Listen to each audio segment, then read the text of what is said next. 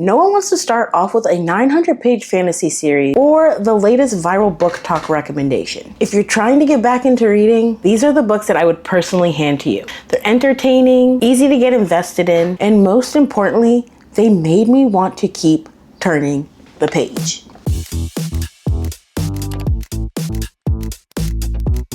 And for the first one, I want to talk about Yesteryear. This is actually a new release that I'm still currently reading, but I knew pretty early on that it deserved a spot on this list. It's a satirical fiction novel with psychological thriller elements that takes a look at modern culture, the trad wife trend, some of the expectations that are placed on women, but with a twist that keeps you constantly questioning what's really going on. It's been such a refreshing read, and I genuinely cannot wait to see how it ends. If psychological thrillers aren't really your thing, but you're looking for something that's equally hard to put down, I'd point you toward Project Hail Mary. I love this book. This was my first 5-star read of the year. If you're someone that thinks sci-fi sounds intimidating, this is the book that I'd recommend. It's incredibly entertaining, surprisingly funny, and honestly one of the most heartwarming books I've read. You really feel like you are on the journey with the characters. And even though there's science involved, it's explained in a way that is easy to follow. Now maybe science fiction isn't your thing at all, and you're looking for something a little lighter for summer. Might I recommend Our Perfect Storm? I've fallen out of love with romance over the years. I still read them occasionally, but it takes a lot to impress me these days. This book completely surprised me. It's the perfect summer read, easy to get lost in, emotional without being over dramatic.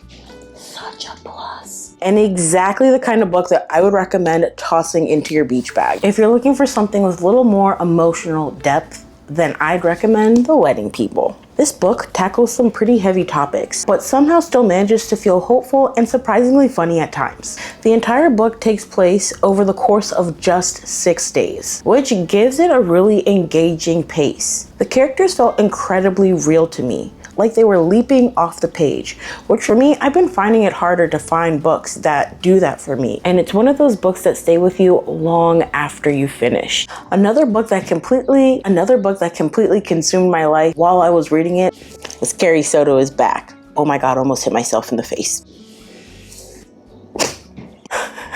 A little too enthusiastic about this one. Oh my God.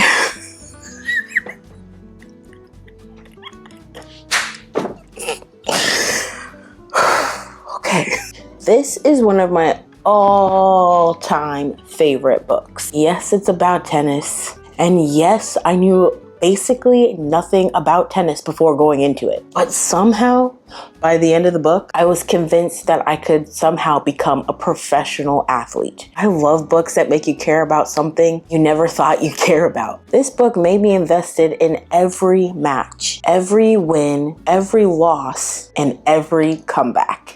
Now, if all of that sounds a little too serious and you just want something fun and addictive, might I recommend the Good Girl's Guide to Murder series.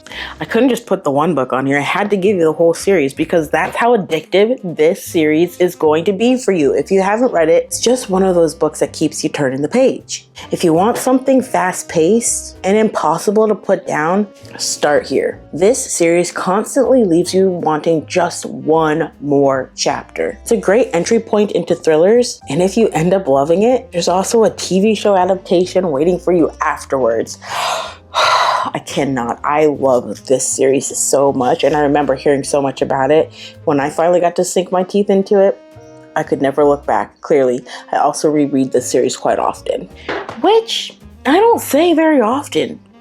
Come to think of it now, I don't think I've ever really reread a single thriller mystery book over and over. Mostly because you already know what happens, but there's something that's really addictive about that one.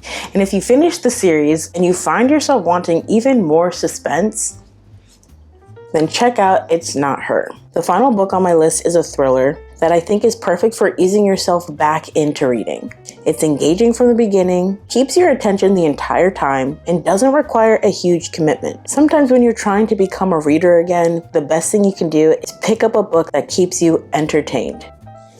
Oh my gosh, This is honestly such a stack of books, I can't even pick them all up.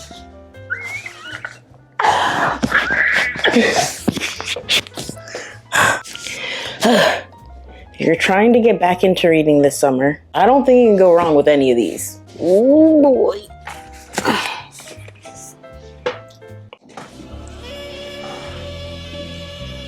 Oh Lord. They all hooked me for completely different reasons, but every single one reminded me why I love reading in the first place. If you've read any of these, then let me know your thoughts. If you're trying to get back into reading, tell me what kind of books you usually enjoy, and I'll try to give you a recommendation in the comments. Thanks so much for being here. I appreciate you guys so much. I hope you have an amazing rest of your day, and I will catch you guys in the next video. Take care. Bye-bye.